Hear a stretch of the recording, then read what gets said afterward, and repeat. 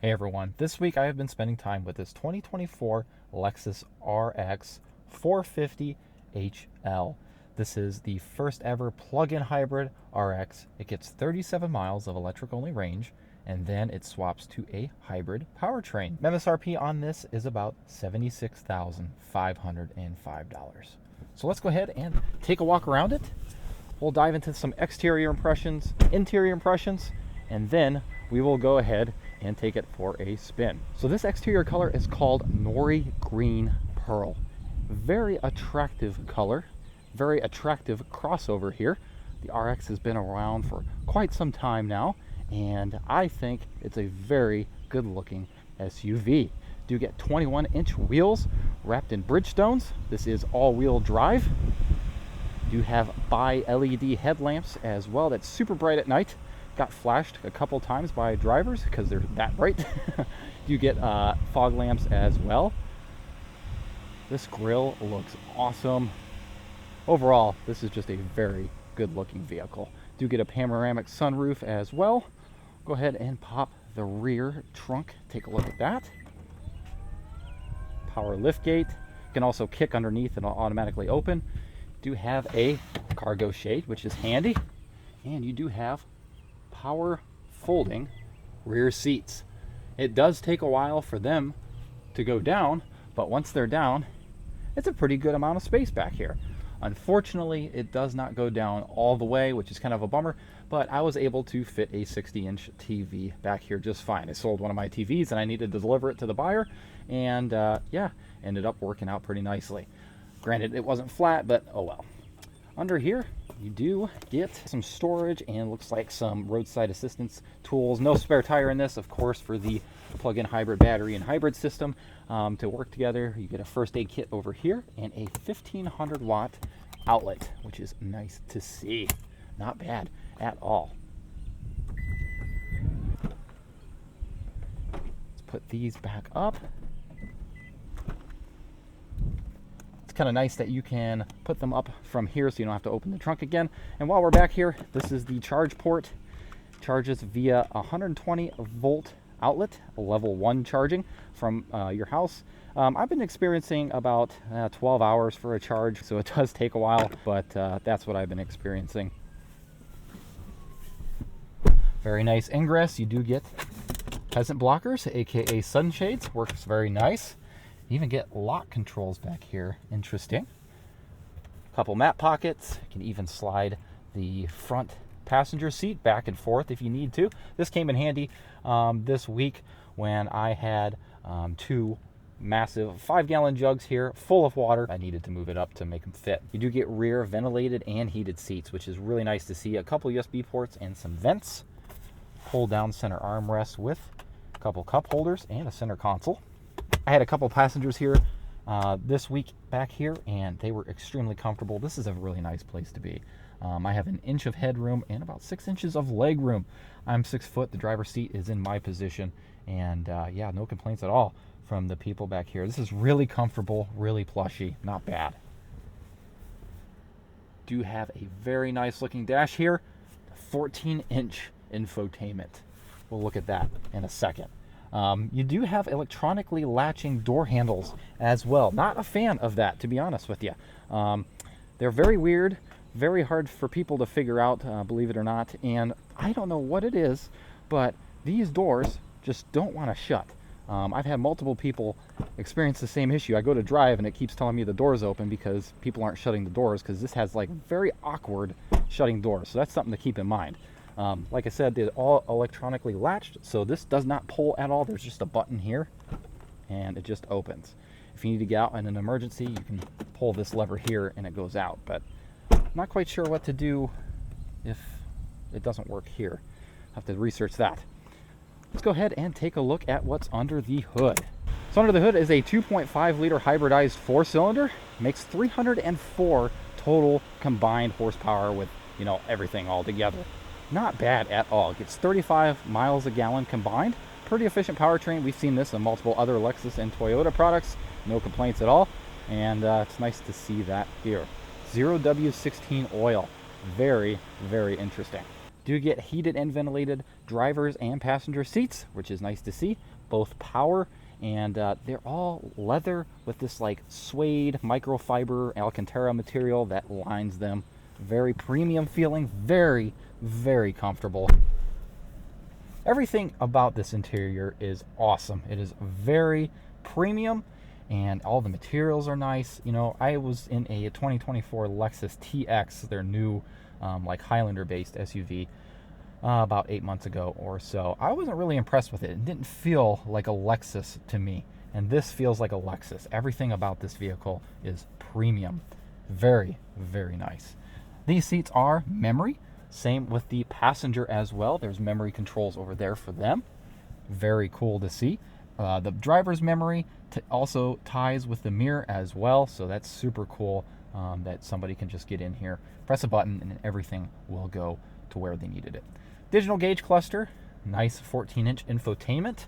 Not a fan of the climate controls built into the infotainment, but it is nice that they're easily accessible and nothing is kind of hidden and buried in too many menus. This steering wheel is also heated as well, which is super nice to see. Wireless Android Auto, wireless CarPlay. I've been having a lot of issues with wireless CarPlay this week. I don't know why. I hope wireless CarPlay ends up working for the Mark Levinson premium audio system test we'll be doing. Maybe? Oh, there it goes. Look at this. Bam. Awesome. So we'll be testing that in this drive.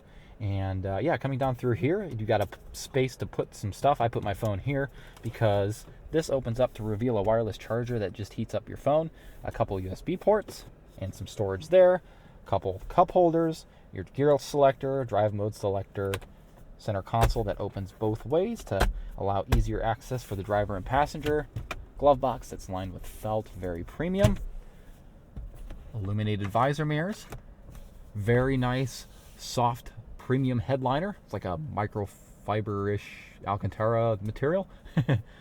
Auto dimming rear view mirror with HomeLink, that's also digital as well. Not bad at all. And this does come with a panoramic sunroof. I think I mentioned that, but we're going to leave that closed for now because it is 89 degrees. I'm just going to absolutely bake.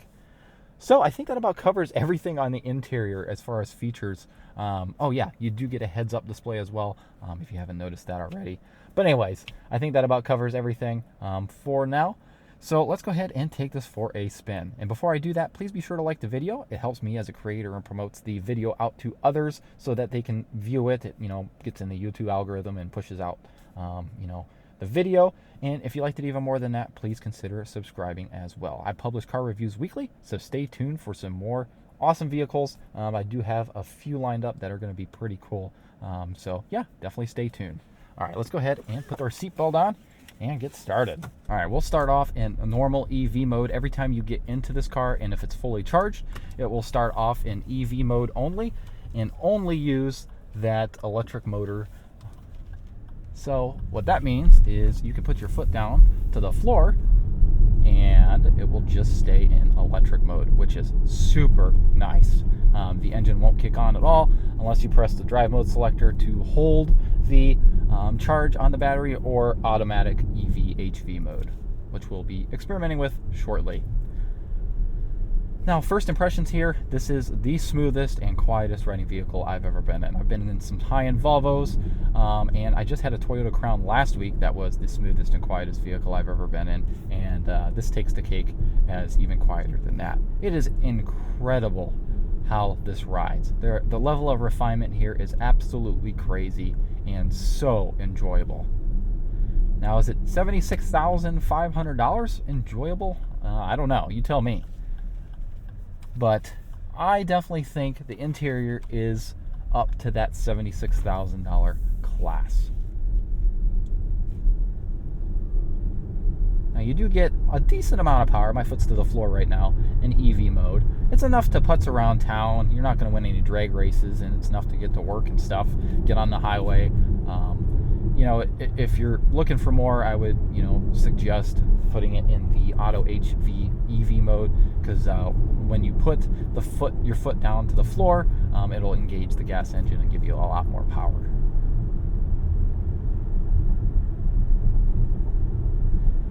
I still work a 9-to-5 job, and it was really nice to be able to not use hardly a single drop of gas this week commuting back and forth to work. Now you do get blind spot monitoring in the mirrors. This vehicle doesn't really have like huge amount of blind spots. It's got pretty thin pillars, and you can look over your shoulder pretty easily and not have a problem. But you do have blind spot monitoring available to you. The instant torque from the electric motors is pretty cool to see. Like I said, it's not going to win any drag races, but 0 to 30 is pretty quick. We'll do a 0 to 60 test here shortly in EV mode and hybrid mode to kind of see the difference between the two.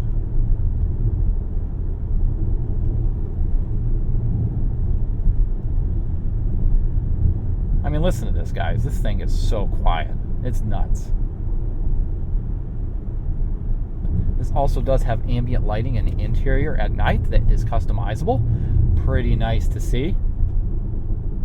Speaking of customizability, the heads-up display is super customizable. It's probably one of the best quality heads-up displays I've ever seen in a vehicle. Now I'll kind of show you a little bit of what you can do. It's really cool. These buttons on the steering wheel are like, I wouldn't say haptic, but touch sensitive. If you put your finger on them, you can kind of see it pop up in the heads-up display of what control controls what. So without looking at the steering wheel, you can kind of see what's going on. All the buttons work like that. All your cruise control buttons work like that as well.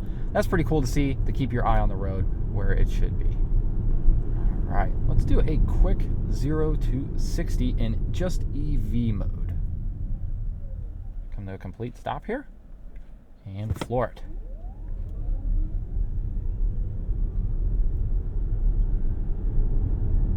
Come on, we'll get there eventually. And 60. Yeah, it takes a second, but like I said, around town, just fiddle farting around, it's not bad. Go ahead and warm that engine up and swap it to HV mode. And this mode is nice. You'll get your 35 miles a gallon combined. It's really cool when you switch between modes, it switches the efficiency too. If I switch it back to EV mode, it shows that I'm getting 2.6 miles per kilowatt hour. And then if I switch it to hybrid mode, it shows I'm getting 39.6.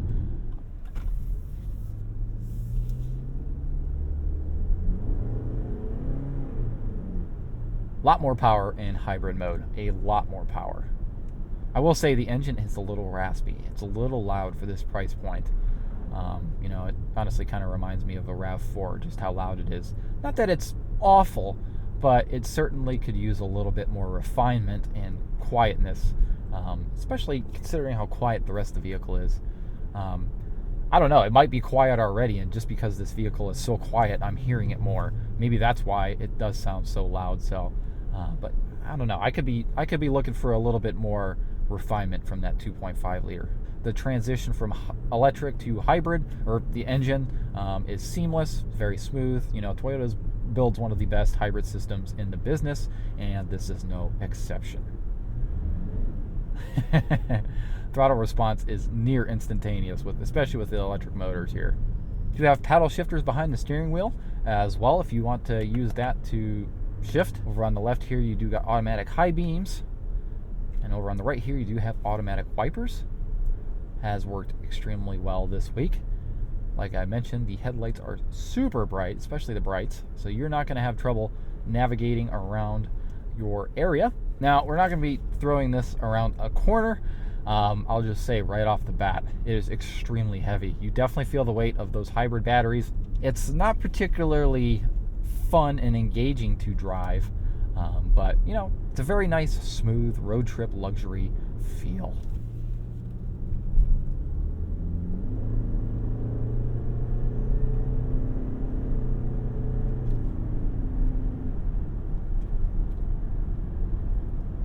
So you do have Toyota, I almost said Toyota. So you do have Lexus Safety System 3.0 here.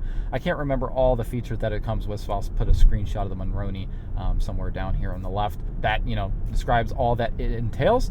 But it does have, adaptive cruise control, which works extremely nice, and lane keep assist, which works, or lane tracing assist, which works extremely nice. Keeps you centered in your lane. Now, as far as other safety systems go, you do get front cross traffic alert, which is the most annoying thing ever. I'll put a snippet here of the rant I had with the Toyota Crown. Toyota, why? Why do we need that? To turn it off, it takes 21 button presses. Kind of get an idea of what that was like to live with. And if you guys want to watch the whole thing, you can watch that video. I'll link it down below. This does have a driver attention monitor here. That's what this is for right there. And yeah, you know, it does beep at you and let you know, even if you are paying attention to the road, that you're not paying attention. It is a little bit glitchy. I wish you could turn it off, but it kind of turns back on after every vehicle reset. So yeah, you're kind of stuck with that. Let's go ahead and test this Mark Levinson premium sound system. Let's see what that's all about.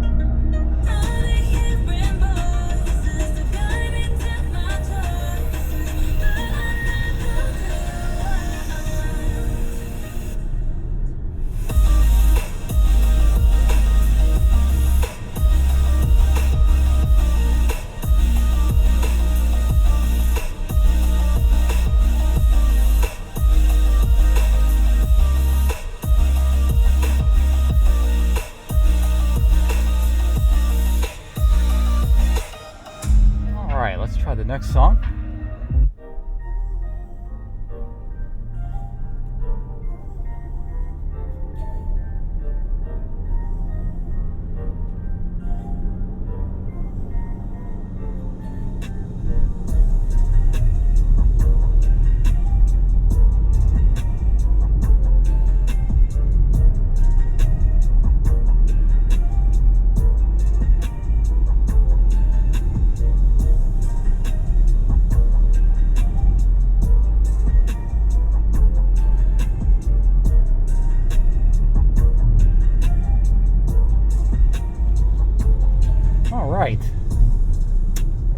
It's all right.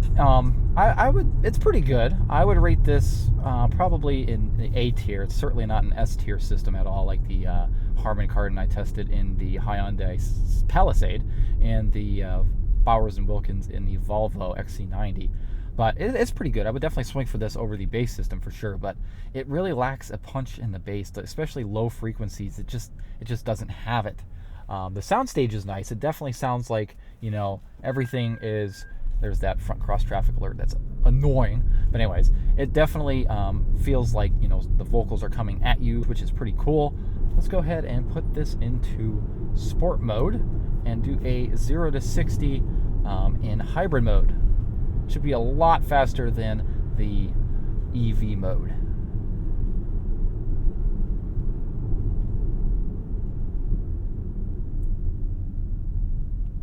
To a complete stop. And floor it.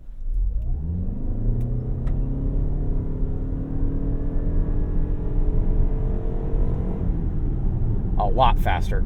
Very quick. Very, very quick. Not bad at all. Let's put this back into normal mode.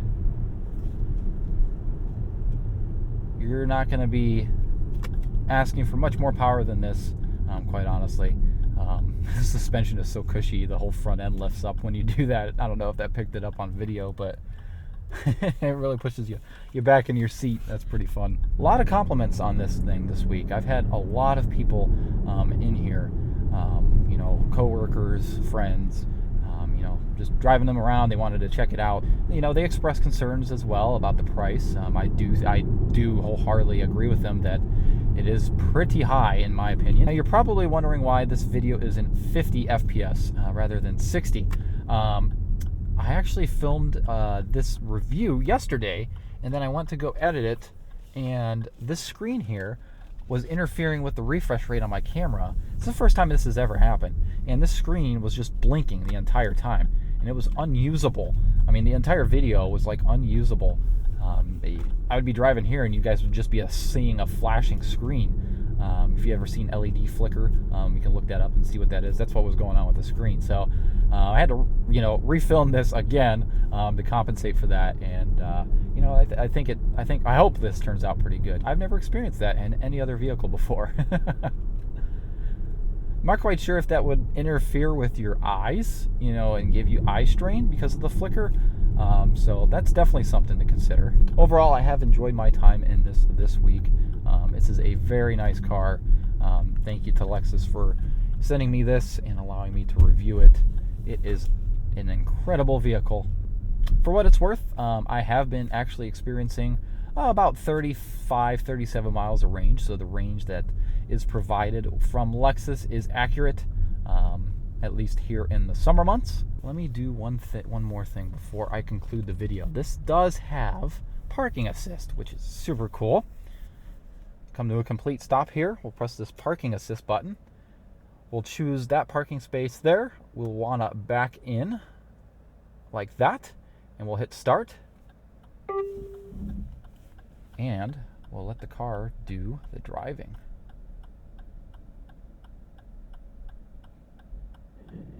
I have yet to test this with vehicles around.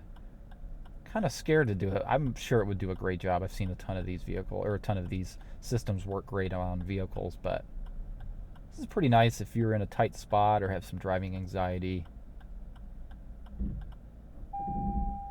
Cool. Even gives you a little walk around of how it did. Looks to be pretty good. Let's go check it out. Let's see how it did.